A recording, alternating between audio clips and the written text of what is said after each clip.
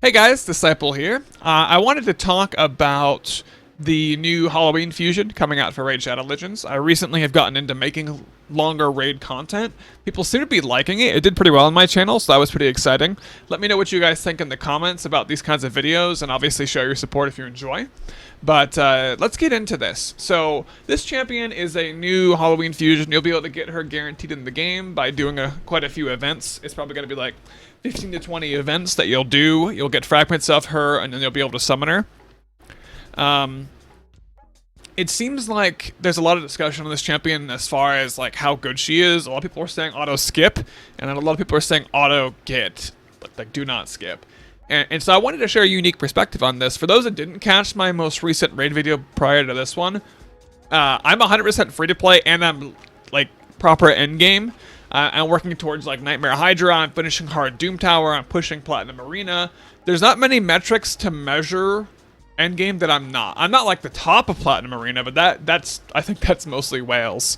So I'm not dropping any money in the game, but as far as free to play, I'm pushing like the end. So I wanted to share my unique perspective as someone in a free to play scenario. People that are light spenders or mid game, even if you are a pretty heavy spender, would probably value these insights, I'd hope. So let me know what you guys think and what you're considering about this champion. So I wanted to give some thoughts on her. Again, because the thoughts being shared is so varied, I wanted to give you guys some things to consider, whatever you're thinking right now. So just going into this, I want you guys just to remove the thought in your head that you already have about this champion, because I'm going to throw some different unique perspectives, and I don't want your like auto skip mindset to cloud that, because you may regret this later. I've skipped a few fusions because I'm free to play. It can be really hard to do them sometimes, especially if I've just done like a ton of double sacred summons and I'm down to 0 sacreds and I don't save any. It can be really hard to do fusions. I've missed some good ones. So what I want to say is, I really believe 90% of players will benefit from her greatly. I feel like most players in this game are, around early mid game.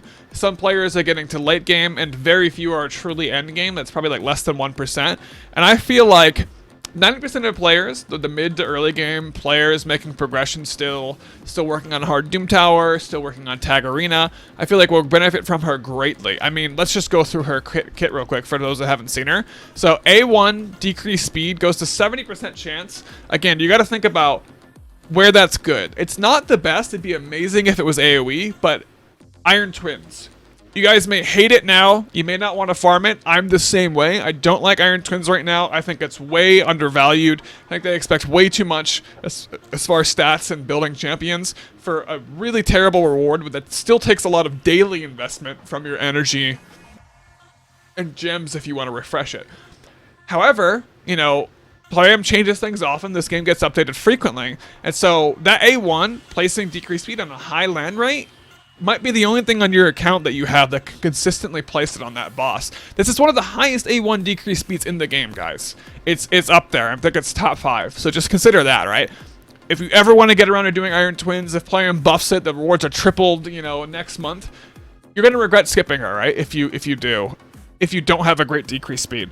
A2, another really good ability, and again, I want to give you some thoughts about where this might be great. So, has a 75% up to 100 to steal all buffs from a target enemy, so it could be great for Hydra, could be great for all different kinds of Doom Tower content and faction crypts, could be great for like Krisk waves and different content and stuff. Steal that shield. If he's only the one, if it's a 1 or 2 Krisk, stuff like that could be great for Tag Arena as well. Going into a Krisk, or going into champions that are going to have buffs that are stealable. Obviously, Stone Skin and Bolster aren't. And then an AOE 100% chance True Fear. Now, a lot of people don't really care for True Fear. I feel like it is very inconsistent, but you got to remember, although it's only a 50% chance that the enemy will skip their turn, that puts their skill on cooldown. So although this is not reliable crowd control, this is not really her main draw in Arena. If a Candrafon or someone puts their, because this is not a hit. Remember, this is not a hit. She cannot weak hit on this, right? She can only get resisted, and if you have a high accuracy, it's 3%.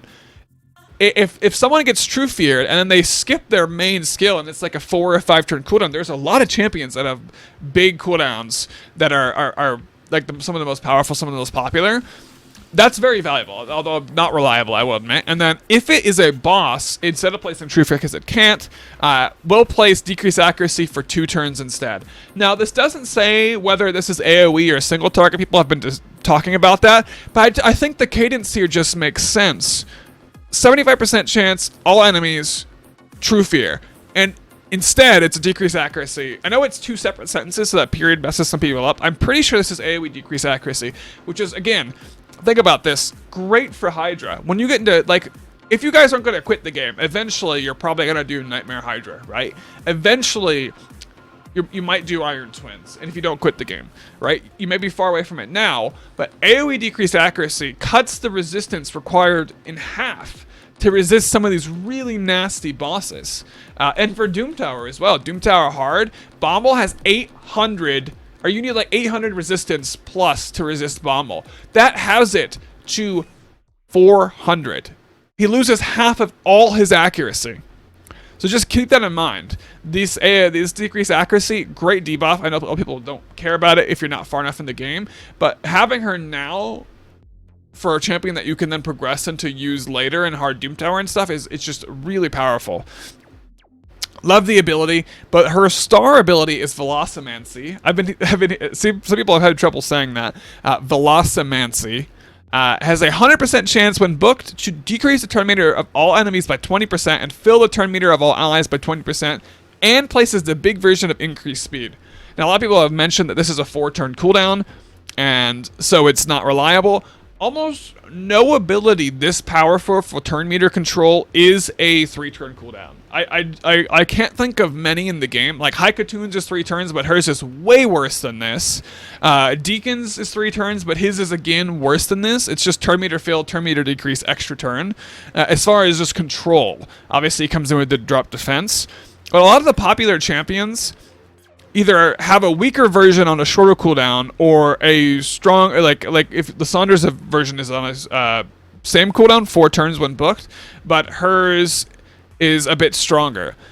But you got to consider, right, this is a champion that you can guaranteed get. Even if you have several Lissandras, there's Doom Tower hard secret rooms that require only undead hordes, right? And so having a really powerful turn meter booster, way better than Gorgorab's turn meter boost for controlling. It's obviously Gorgo puts the increased attack, but just consider dropping turn meter, increasing your own speed, and then increasing your own turn meter.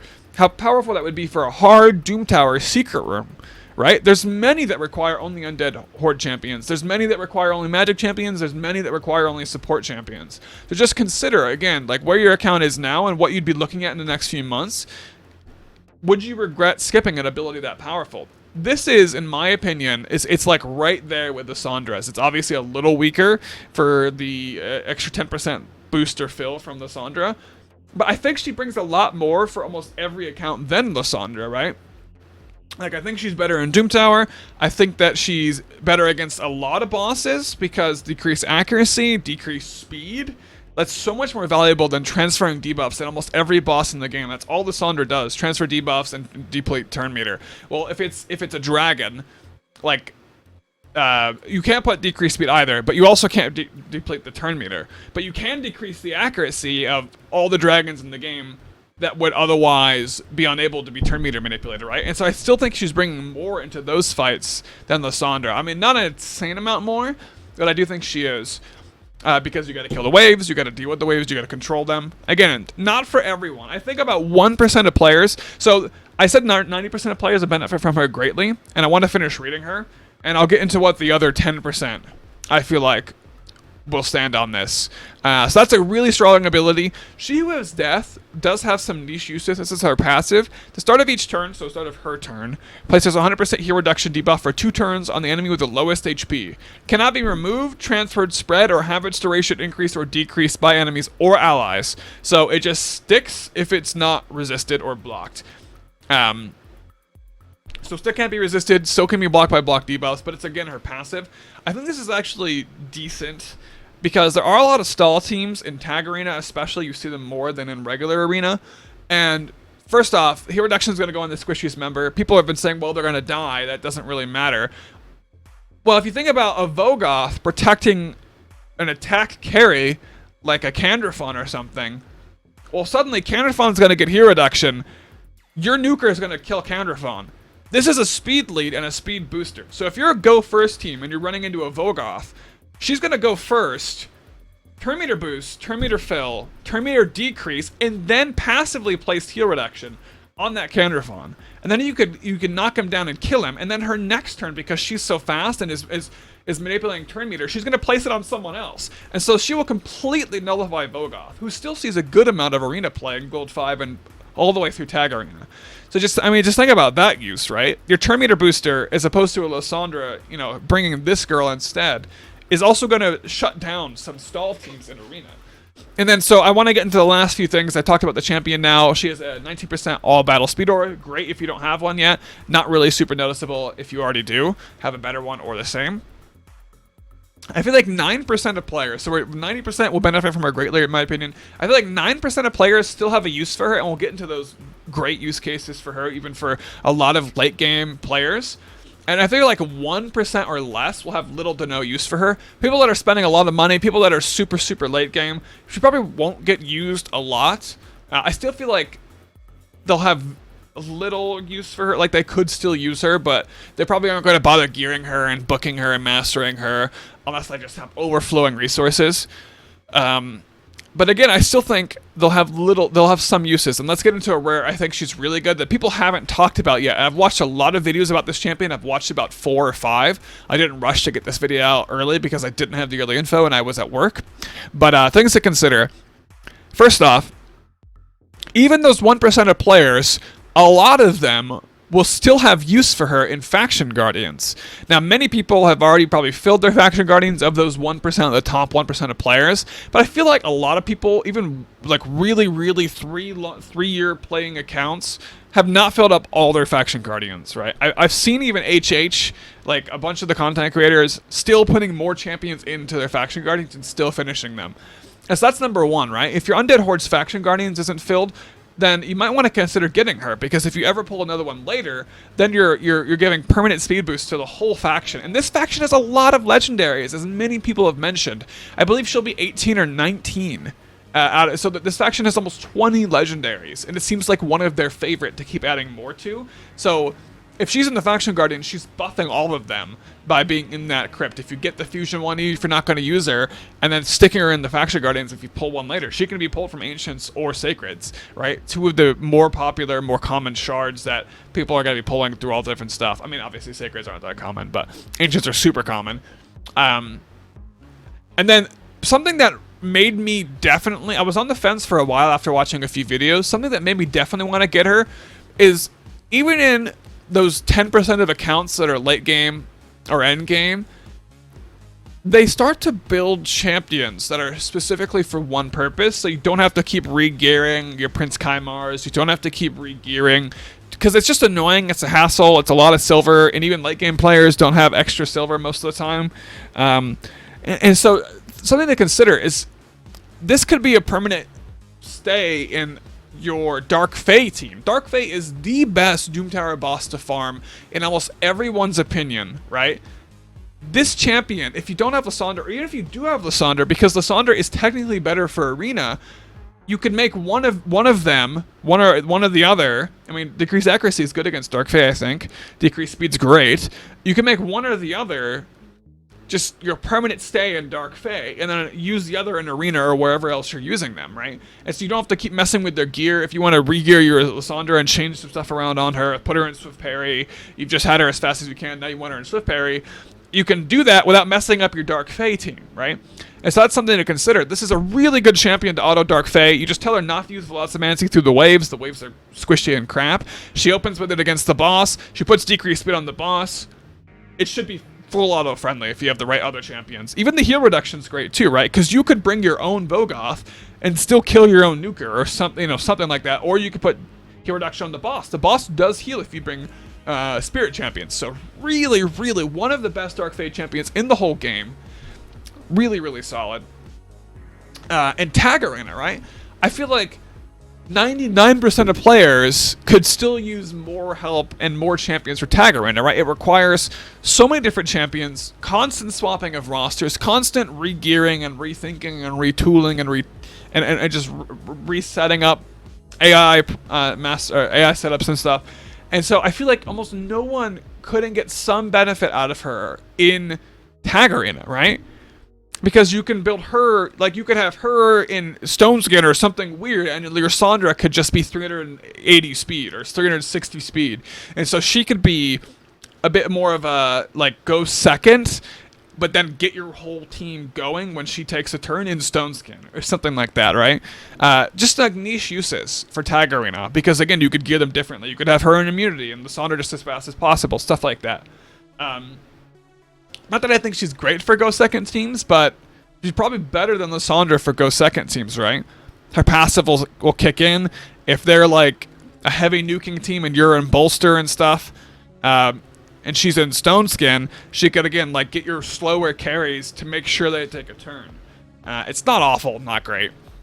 But just a really solid use there for Tag Arena. I feel like no one has too many champions.